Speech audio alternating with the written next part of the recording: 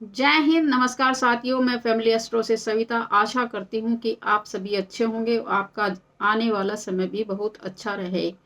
क्योंकि और आज बात करते हैं सूर्य ग्रहण के बारे में, जो कि 29 मार्च को लगने वाला है। और इसका जो ग्रहण का प्रभाव है वो देश दुनिया पर, हमारे जीवन पर क्या रहने वाला है, उस पर विचार करते हैं।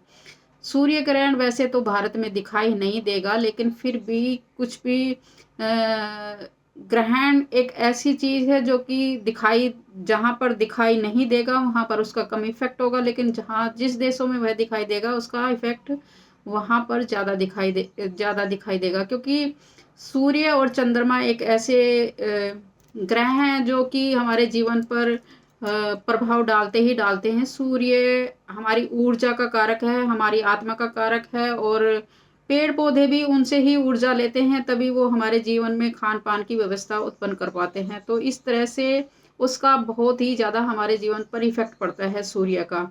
तो सूर्य को समझते हैं कि वह किस तरह से ग्रहण लगने वाला है, और किस राशि पर ग्रहण लगेगा, उसका किस नक्षत्र पर रहेगा। तो उसका किस तरह से हमें एक एक बात को छोटे से बारीकी रूप में देखते हैं कि वह किस तरह से हमारे जीवन पर प्रभाव डालने वाला है। सूर्य मीन राशि में उत्तर भाद्रपद के चौथे चरण में है, तो शनि का नक्षत्र है। वह बहुत ही क्योंकि उसमें जो ग्रह बैठे हुए हैं, अभी बहुत सारे इकट्ठे ग्रह बैठे हुए हैं, जिसका प्रभाव, क्योंकि इसमें आप देखोगे सूर्य है, चंद्रमा है, बुध है, शुक्र है, राहु है साथ में, और शनि का, बस शनि उसमें पहुंचने ही वाले हैं, तो कहीं ना कहीं शनि का प्रभाव भी उस पर रहेगा। शनि का प्रभाव इसलिए रहेगा क्योंकि जो मीन राशि में है, उत्तर भाद्रपद जो नक्षत्र है वो शनि का ही है।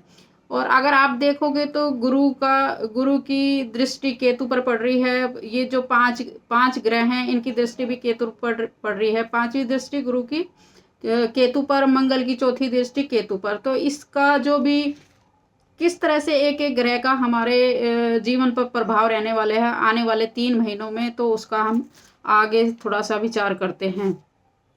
देखते हैं कि सूर्य हमारी इम्यूनिटी पावर देता हमें। सूर्य नेता को प्रेजेंट करता है, मंत्रियों को प्रेजेंट करता है, उच्च पदों पर बैठे आसीन पदाधिकारी उनको प्रेजेंट करता है। जो भी सरकार में उच्च पदों पर बैठे हुए हैं, निर्णय जो कि जनता का निर्णय लेते हैं, वो सभी सरकार सूर्य को प्रेजेंट करते हैं। तो जैसे जैसे अगर हम बात करें तो देश की राजधानी, क्योंकि इस बार हम धरती को भी इंक्लूड करेंगे सूर्य के उसमें, तो कहीं ना कहीं देश की राजधानी, राज्य की राजधानी, इस तरह से उन पर भी इफेक्ट पड़ता हुआ हमारे सामने दिखाई देगा। तो जो कलेक्टर हैं जो बैठे हुए हैं, वो उनके जीवन में भी इसका प्रभाव आप देखने को मिलेगा। तो इसकी दिशा उत्तर भाद्रपद होने की वजह से इसकी दिशा पूर्व रहेगी, जो कि हम समझते हैं कि किस तरह से उसका जो किन किन चीज़ों पर उत्तर भाद्रपद में होता है, तो किन किन चीज़ों पर उसका इफेक्ट प्रभाव हमें देखने को मिलता है। जैसे कि चिकित्सा चिकित्सक, हड्डी रोग विशेषज्ञ, बंदरगाह, आयात निर्यात करने वाली जगह, धर्मार्थ चिकित्सालय, कानून, बीमा, गुप्तचर सेवा, शिक्षक विभाग, टूरिज्म, शॉपिंग, इस तरह से बहुत सारी चीज़ें हैं जो कि उस पर इफेक्ट पड़ने वाला है। जैसे नदी है, क्योंकि मीन राशि जल तत्व भी एक्टिव होता है। नदी है, नहर है, बांध है, इंजीनियर है, जैसे जेलर है, धर्मार्थ संस्थान है। तो इससे थोड़ा पाखंड भी निकल कर आएगा। पागल खाने पागल खाना भी इसी से हम लोग देखते हैं। सेना है, सोसाइटी है, क्लब है, रेनकोट वगैरह है, व्यापार है, तेल है और मत्स्य पालन है, राजनयिक उत्खनन संबंधी कार्यों को करके सफलता सहित इसको हम देखते हैं। तो इस तरह से ये जो भी मैंने नाम आपको गिनाए हैं, इससे कहीं ना कहीं ये सूर्य ग्रहण से प्रभावित रहने वाले हैं, तो हमें पता चलता है। तो इस तरह से खास तौर से आने वाले समय में जब भी सूर्य ग्रहण के बाद रूलिंग पार्टी के एडवाइज़र, खास तौर से मैं बोलना चाहूँगी कि आप रूलिंग पार्टी वाले अपना थोड़ा सा ध्यान रखें, क्योंकि अगर आपकी कोई एडवाइज़र दे रहा है तो आप उसकी एडवाइज़र को भी थोड़ा सोच समझ कर माने, क्योंकि वह एडवाइज़र आपकी भ्रमित करने वाली हो सकती है और आपके जो कि छवि है उसको कहीं ना कहीं आपकी खराब हो सकती है। तो उसको सोच समझकर उनकी एडवाइज़र मानना जाए, क्योंकि राहु के कारण और शुक्र के कारण कहीं ना कहीं जो एडवाइज़र देगा वो अपनी भ्रमित करने वाली होगी और वो सही नहीं होगी, क्योंकि इसका रिजल्ट हमें बाद में देखने को मिलता है। अगर हम देश दुनिया की बात करते हैं तो रूस के उत्तरी हिस्से में जैसे नॉर्वे हो गया, ग्रीनलैंड हो गया, फिनलैंड हो गया, रशिया हो गया। अगर भारत के हिस्से के बात करते तो हिमाचली भारत हो गया, जैसे रावी सतलुज ब्यास के किनारे वाले जो हिस्से हैं उसमें है।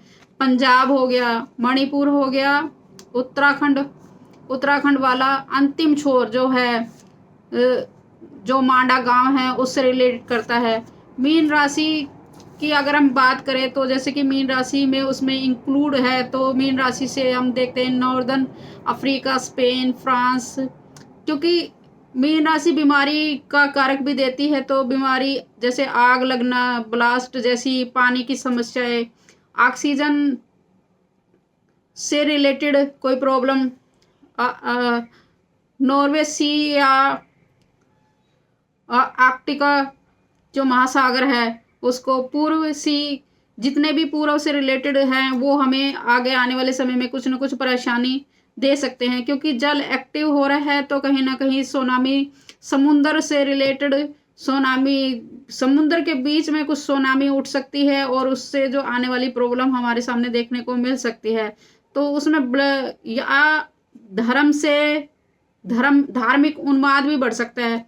भारत सरकार को खास तौर से ध्यान देना चाहिए, क्योंकि आने वाले समय में धार्मिक उन्माद और ज़्यादा बढ़ेगा और भ्रमित करने वाले और इस तरह से हमारे सामने केस नज़र आएंगे कि कोई भी, आप देख ही रहे हो कि अब जबकि सूर्य ग्रहण से पहले इस तरह की परिस्थितियां हमारे सामने देखने को मिल रही है कि धार्मिक दंगे होने के बार बार इस तरह से हमारे संकेत दे रहे हैं। जिस तरह से अभी कुरुक्षेत्र में जो हुआ या अभी हमारे उधर नागपुर में जो हुआ, ये धार्मिक दंगों भड़कने के चांस थे। तो इस तरह से हमें हर मूवमेंट पर ध्यान देना होगा कि किसी तरह के कोई दंगे ना भड़के, क्योंकि धार्मिक उन्माद होने के पूरे चांस नजर आ रहे हैं सूर्य ग्रहण के आसपास और उसके बाद के 3 महीनों में। तो इस तरह से और आने वाले समय में कहीं ना कहीं जल एक्टिव हो रहा है और एयर एक्टिव हो रहा है। तो एयर क्रैश, बम ब्लास्ट की जो समुद्र में कहीं ना कहीं तेल एक्टिव है, तो इस तरह से उन सब चीज़ों का मिला जुला हमारे सामने समीकरण देखने को मिल सकता है। और आने वाले समय में अति राष्ट्रीय की भावना जागृत होगी, दिखाई देगी आपको। तो जिससे कि जो भी अति के उसमें जाएगा तो उनको ऐसे लगेगा कि जैसे कोई भड़काने की कोशिश कर रहे हैं कहीं, और उसमें उन सभी बातों को लेकर हमारे सामने एक जनता और पब्लिक के बीच में इस तरह का माहौल उत्पन्न हो जाएगा कि दंगे होने के पूरे चांसेस दिखाई दे सकते हैं। तो इस तरह से हमें हर मूवमेंट का, हमें उस पर ग्रहों को देखते हुए अपने आप को सावधान रखना है और सचेत भी रहना है कि हम किसी भी बात में अपनी ज़्यादा इन्वॉल्वमेंट ना दिखाए, अपने उस समीकरण को देखते हुए किसी भी भ्रमित बात में ना फंसते हुए और हम किसी भी दंगे फसाद में ना फंसते हुए आगे बढ़े। ग्रहण में जब भी नेपच्यून इन्वॉल्व होता है तो कहीं ना कहीं चीटिंग जैसे मामले हमारे सामने देखने को मिल सकती है, करप्शन भी हमारे सामने कोई निकल कर आ सकता है।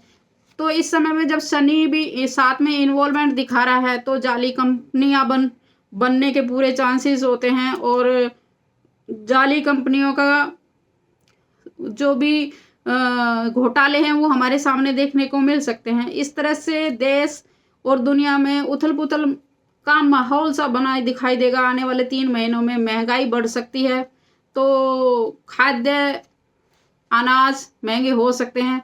तो आने वाले समय में बहुत सारा समीकरण देखने को मिल रहा है। तो अपनी सभी अपना संयम से, धैर्य से आगे बढ़ें और हर बात का ध्यान रखते हुए अपने सूक्ष्मता से अपने आगे बढ़ें, अपने देख के परिवार को देखते हुए और अपने राष्ट्र को देखते हुए।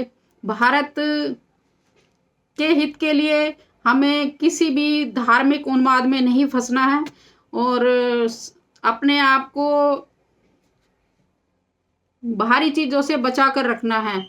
तो आशा करती हूँ मेरी बात आप लोगों को अच्छी लगेगी और मैंने ज़्यादा से ज़्यादा बातें आप लोगों के ग्रहण से रिलेटेड जो भी उससे समस्याएं आ सकती हैं और जो जो ग्रह के हिसाब से जो भी हमारे सामने देखने को मिल सकती हैं चीज़ें, वो मैंने ज़्यादा से ज़्यादा आपके सामने रख दी है।